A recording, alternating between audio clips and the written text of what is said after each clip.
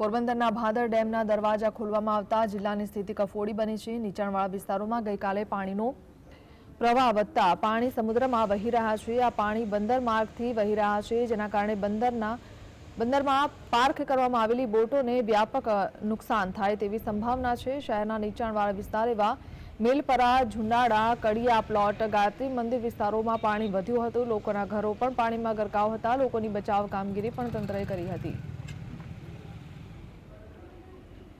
અત્યારે બંદર બારોબાર જોખમમાં બોટું પડી।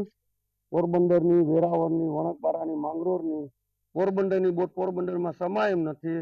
અત્યારે બોટું તમે જોયો કઈ ડૂબી ગઈ, વારે કેટલી 8 કે 10 બોટું ડૂબી ગઈ, ટોટલ જ થઈ ગઈ। હજીનું કઈ મેર નથી પડતો ને બંદરની હાલત હાવ બુરી છે। અત્યારે પાણી એટલા છોડ્યા કે અત્યારે બધી બોટું જોખમમાં છે ટોટલ। અમારી બોટ ડૂબી ગઈ છે વાતાવરણમાં। પૂજા શિવ પૂજા નામ છે બોટનું, એ ડૂબી ગઈ ના એક સહાય કરો। કેટલી બોટ ડૂબી ગઈ, કેવી કરી? અત્યારે હાલમાં એક ડૂબી ગઈ છે અમારી બોટની।